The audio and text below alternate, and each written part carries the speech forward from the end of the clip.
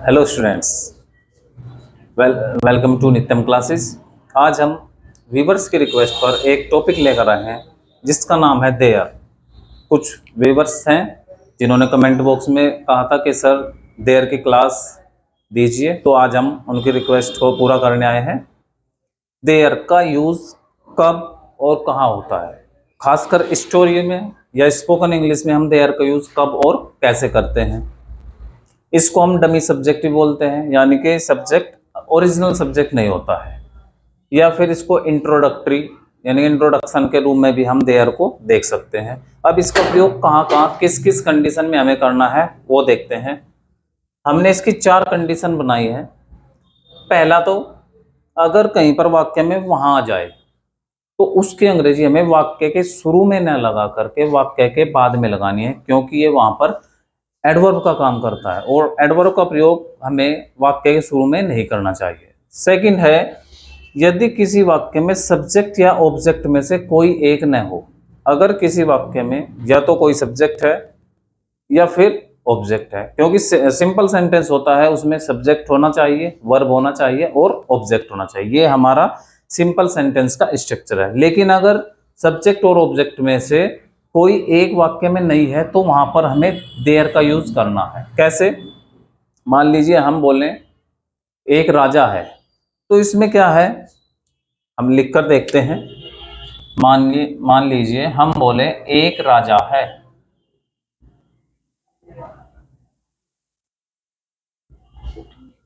तो इसमें हमें सब्जेक्ट की आवश्यकता है। इसमें सब्जेक्ट क्या है? अगर हम बात करें ए किंग इज, ये वाक्य कहीं ना कहीं हमें अधूरा लग रहा है।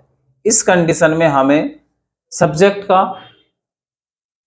की आवश्यकता है और सब्जेक्ट के रूप में हम देयर का यूज करेंगे। There is a king. ये जो हमारा सेंटेंस है इसमें स्ट्रक्चर कंप्लीट हो गया। ये सब्जेक्ट हो गया, ये वर्ब हो गई और ये हमारा ऑब्जेक्ट हो गया। अब सेकंड की बात करते हैं।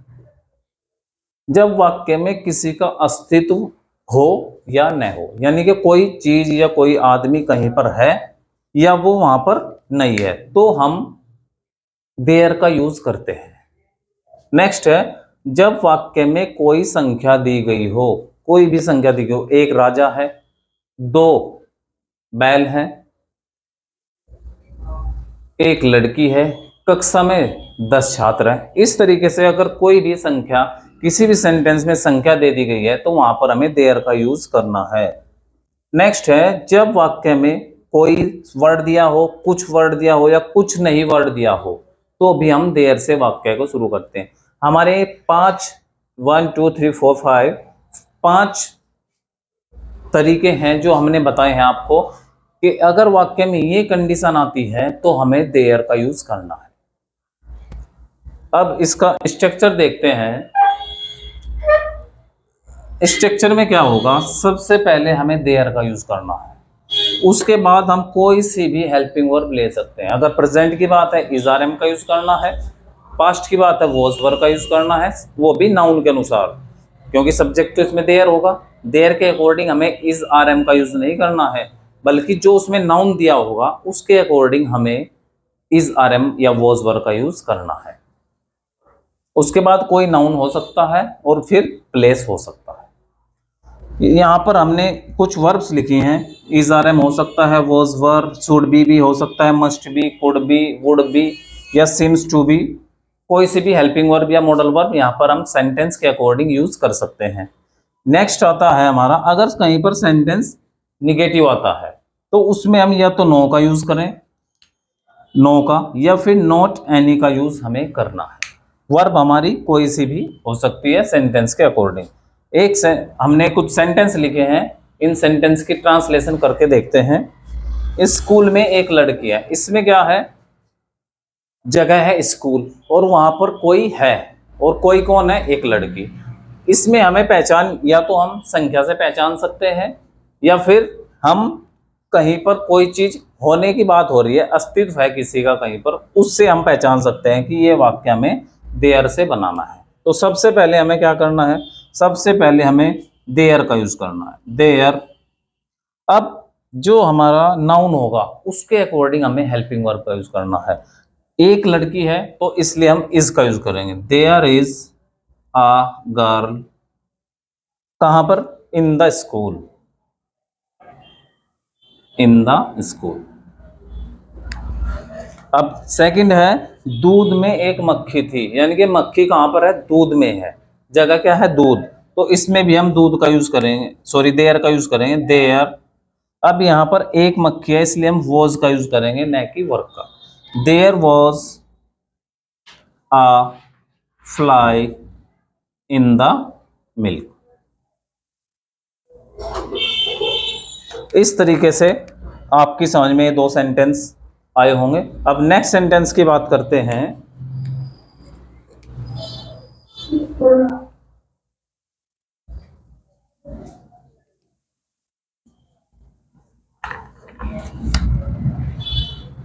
देयर, ये निगेटिव सेंटेंस की बात करेंगे हम।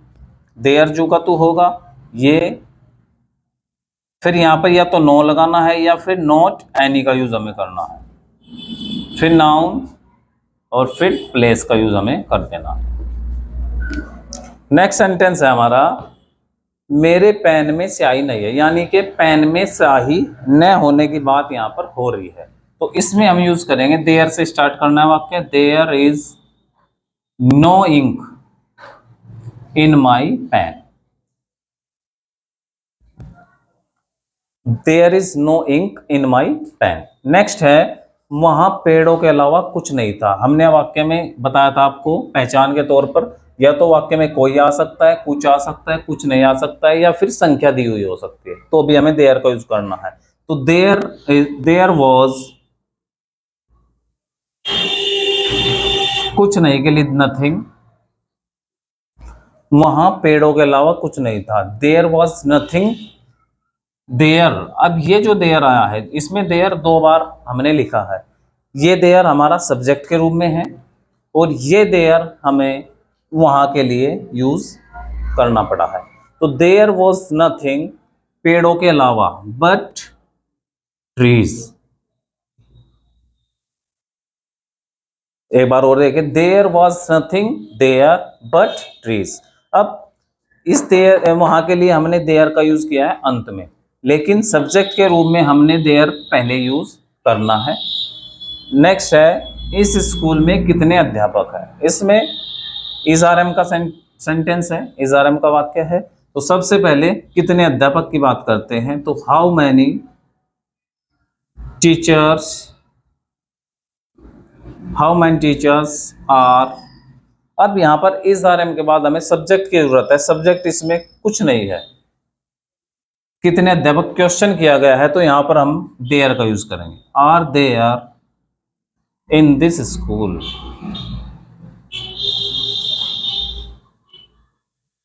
सेंटेंस कंप्लीट होगा हमारा, how many teachers are there in this school. Next है, दूध है क्या? मान लो हम पूछ रहे हैं कुछ, दूध है क्या, पानी है क्या, आम है क्या? तो इसमें हमें क्या करना है, इज देयर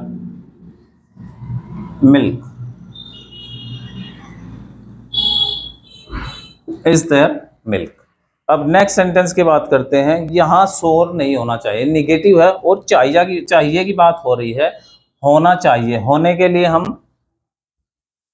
बी का यूज करेंगे और चाहिए के लिए हम शुड का यूज करेंगे। हमने अभी बताया था जो भी हमारी हेल्पिंग वर्ब होगी वो सेंटेंस के अकॉर्डिंग हमें यूज करनी है। यहां शोर नहीं होना चाहिए, तो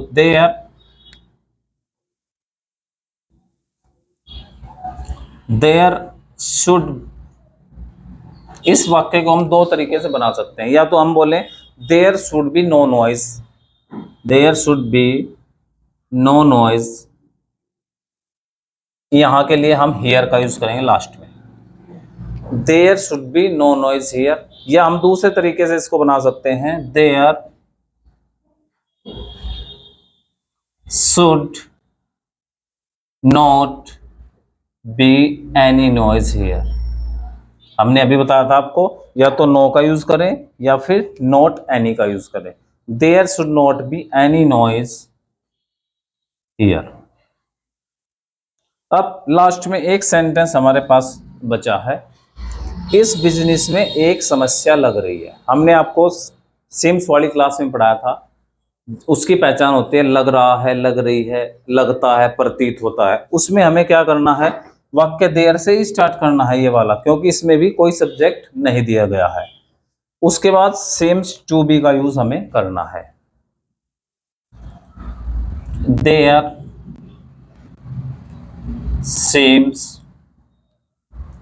sems to be a problem. There seems to be a problem, एक की बात हुई है इसलिए भी हमें पहचान का पता होना चाहिए कि देयर का यूज होगा। There seems to be a problem in this business, in this business. इस तरीके से जो हमारी आज की क्लास थी, देयर, इसको हम डमी सब्जेक्ट के रूप में यूज करते हैं या इंट्रोडक्टरी के रूप में यूज करते हैं, कंप्लीट होती है। आशा है आपको आज की क्लास का आनंद लिया होगा, और नित्यम क्लासेस से जुड़े रहने के लिए आपका बहुत बहुत आभार। Thank you so much.